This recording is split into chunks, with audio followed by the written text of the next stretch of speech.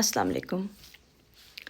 آج آپ کے ساتھ ایک چھوٹی سی کہانی شیئر کروں گی جو میں نے اپنے اسکول ٹائم میں اپنی ٹیچر سے سنی تھی، لیکن اس وقت شاید مجھے اس کی گہرائی سمجھ میں نہیں آئی تھی۔ کہانی کچھ ایسے تھی کہ ایک لڑکا دریا کے کنارے کانٹا لگا کر مچھلی کا انتظار کر رہا ہوتا ہے اور بڑے سکون سے مزے سے بیٹھا ہوتا ہے، اور اس کا ایک دوست وہاں سے گزرتا ہے تو اس سے جا کے پوچھتا ہے کہ یہ تم کیا کر رہے ہو؟ تو وہ لڑکا کہتا ہے کہ مچھلی کے آنے کا انتظار کر رہا ہوں، مچھلی پکڑوں گا اور مزے سے کھاؤں گا۔ اس کا دوست کہتا ہے کہ تم نے ایک کانٹا جو لگایا ہوا ہے، اس کی جگہ اگر تم 4-5 کانٹے لگاتے تو زیادہ مچھلیاں پکڑتے۔ وہ کہتا ہے اس سے کیا ہوگا؟ کہتا ہے اس سے یہ ہوگا کہ تم ایک مچھلی خود کھانا اور باقی جو ہے آس پاس میں فروخت کر دینا۔ وہ لڑکا کہتا ہے پھر کیا ہوگا؟ تو اس کا دوست کہتا ہے کہ پھر یہ ہوگا کہ تم پیسے جمع کرنا اور ایک جال خرید لینا۔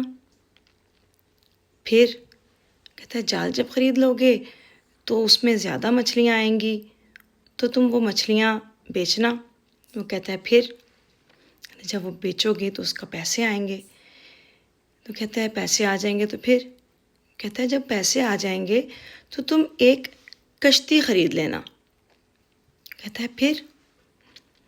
وہ کہتا ہے کہ جب تم کشتی خرید لو گے تو دریا کے درمیان میں جا کر بیٹھنا اور وہاں سے مچھلیاں پکڑنا، اور وہاں سے تمہیں بہت زیادہ مچھلیاں پکڑنے ہوں گی۔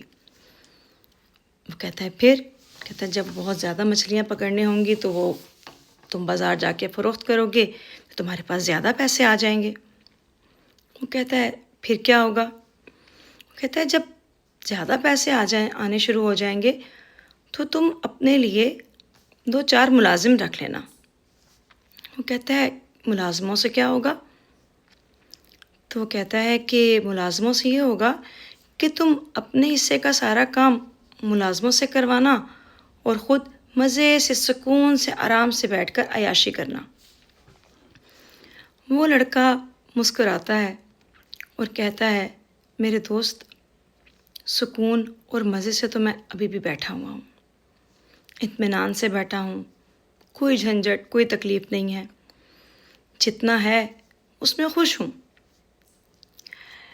اس وقت جب ہماری ٹیچر نے ہمیں یہ کہانی سنائی تو مجھے اس کی گہرائی کا اس طریقے سے اندازہ نہیں ہوا، لیکن آج بہت اچھے سے سمجھ آتا ہے کہ وقت کی قیمت کیا ہوتی ہے۔ جو آپ کے پاس ہے خوشیاں اسی میں تلاش کیجیے۔ میں یہ سمجھتی ہوں کہ اگر ہم 10-15-20 منٹ اگر اپنا چائے کا یا کافی کا ایک کپ لیتے ہیں اور اس کو بیٹھ کر آرام سے پیتے ہیں تو آپ کو وہ لمحات بھی انجوائے کرنے چاہیے۔ ہم یہ سوچتے ہیں کہ آج نہیں کل انجوائے کریں گے، خوب سے خوب تر کی تلاش میں رہتے ہیں۔ ہونا بھی چاہیے، اس میں کوئی برائی نہیں ہے، لیکن اس کے ساتھ ساتھ جو آپ کے پاس میسر ہے اس کو انجوائے کرنا مت بھولیے۔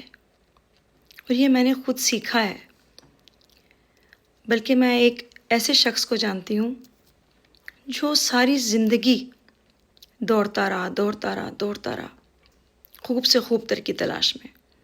آج محنت کر لوں، کل اس کا مزہ لوں گا۔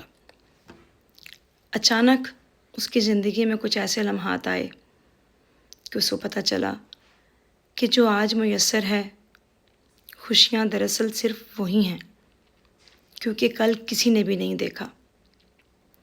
ہم جو چیز ہمیں آج میسر ہوتی ہے ہم اس کو انجوائے نہیں کرتے، بلکہ اس کو پس پشت ڈال کر اس بات کی تلاش میں لگ جاتے ہیں کہ اس سے بہتر ہوگا تو ہم اس کو انجوائے کریں گے، جبکہ ایسا نہیں ہے۔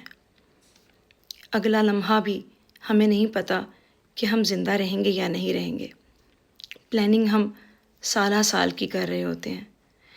تو آپ محنت بھی کیجئے، مشقت کیجئے، بہتر کمائیے، بہتر ارن کیجئے، لیکن جو خوشیاں آپ کے پاس موجود ہیں، جو لمحے آپ کے پاس موجود ہیں، ان لمحات کو انجوائے کرنا سیکھیے.